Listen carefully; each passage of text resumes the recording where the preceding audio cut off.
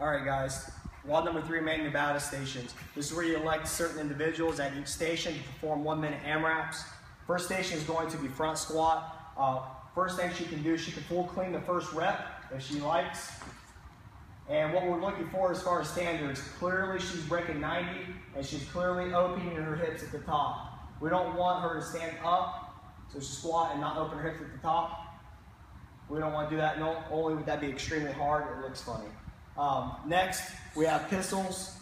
There's a 10-second transition in between each 1 minute. So Jared's going to perform a pistol.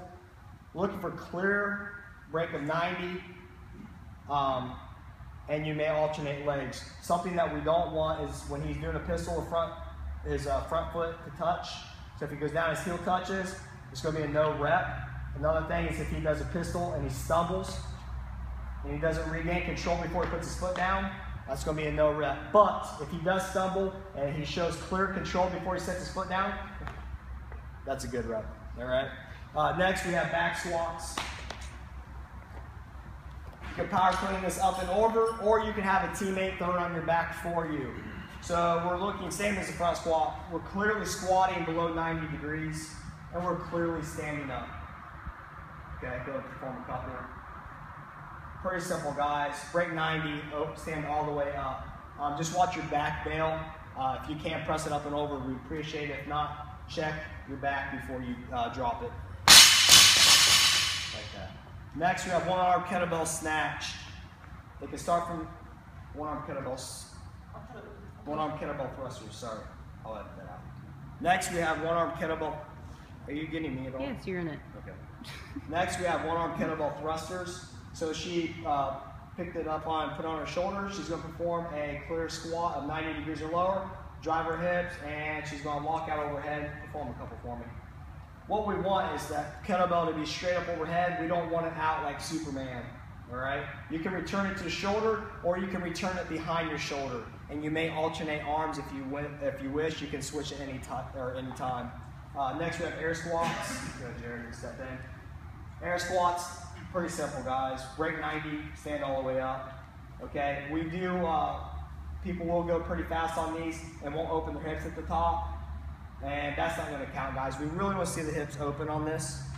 Next, handstand push-ups. Now, how this is going to work, guys, is we're going to fight the position.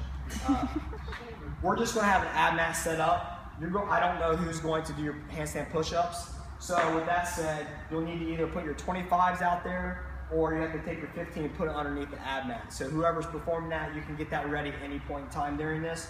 Handstand push-up, he's going to kick up. You can kick up to a headstand or into a full handstand. He's going to touch his head. You may kick these. We're looking for at the top. Heels touching the wall, arms locked out. You don't have to drive that head through. Go back down, do another one. Okay, if you do kick up and heels come off the wall, if they come off the wall without being locked out, it's not going to count. If you lock out and your heels are off and you touch, that will be a good rep. Okay. Next we have pull-ups. Jared's going to step up or jump up here. You can do a strict pull-up, kipping, or butterfly, whichever you prefer, guys.